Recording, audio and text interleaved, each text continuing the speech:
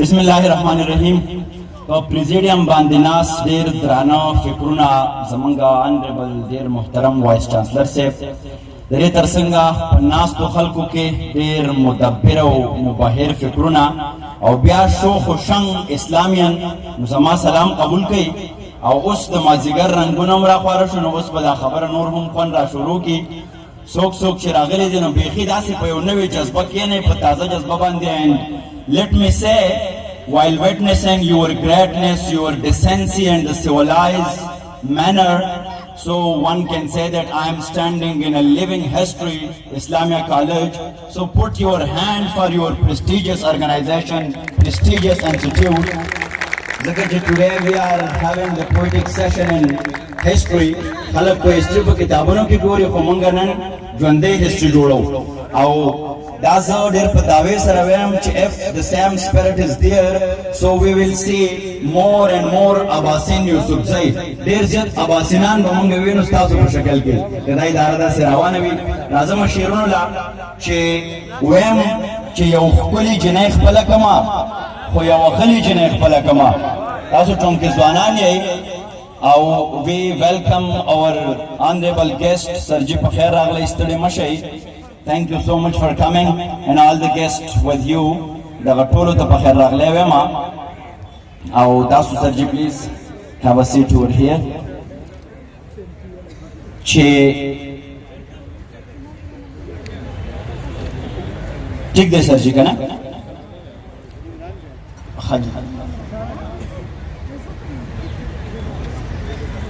Lieutenant General Retired Muzammal Hussain Saab in front of us. Sarji, once again thank you so much for coming and a huge leg for Lieutenant Saab. Thank you sir. Haji ویم چې یو ښکلې جنۍ خپله کړمه، خو یوه غلې جنۍ خپله کړمه. د ادب ذوق ادب پال نظار چې دا اغلې جنۍ خپله کړمه. او زما د قام په درد چې نه دردېږي نو بیا زه ولې جنۍ خپله کړمه. او هغه خو لاړه اوس د بل نصیب شوه، ښه نو زه تلې جنۍ خپله کړمه. او یو څو شعرونه نور چې الوتله ښې پښې وزرې ساته، د بزدلانو نه ځان لرې ساته. الوتله ښې پښې وزرې ساته، د بزدلانو نه ځان لرې ساته. د ساهو خلکو نه خنجرې ساته، په بدتمیزو پسې زغرې ساته.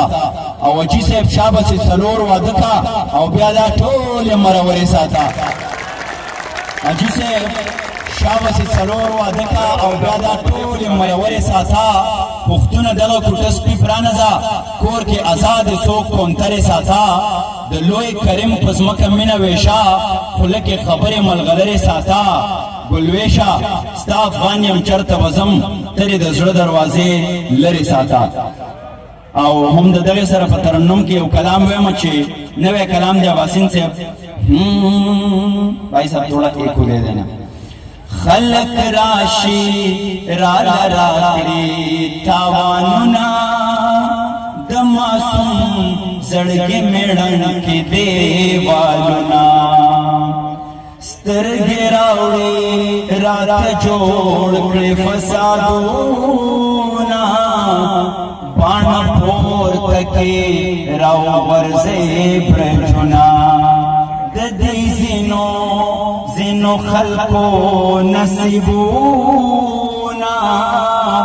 شبابونه سره ګلونه او جامونه. د کل هم جهان خالق په دې کې قید کړي، طوافونه څو منځونه ثوابونه. ستا په سیمه کې سکولونه مکتبونه، شابه نرشه دلته نور راوړه بمونه. ستا د تور ذهن بس دغه تور سوچونه، ړنګ کورونه سره اورونه زموږ غرونه. د ممتاز لالا شعرونه، د کرن خان آهنګونه، محفلونه ماښامونه ربابونه. محترم دی مقدس دی من ایمانو کلیسا دا کجمات کا مندرنا د دې ټولو ګلوشانو عادتونا فریادونا فریادونا فریادونا د افغان په وطن امن اتنونا زمون زړونو کې بس دغه ارمانونه زمون زړونو کې بس دغه ارمانونه ډېره مننه کوم چې تhank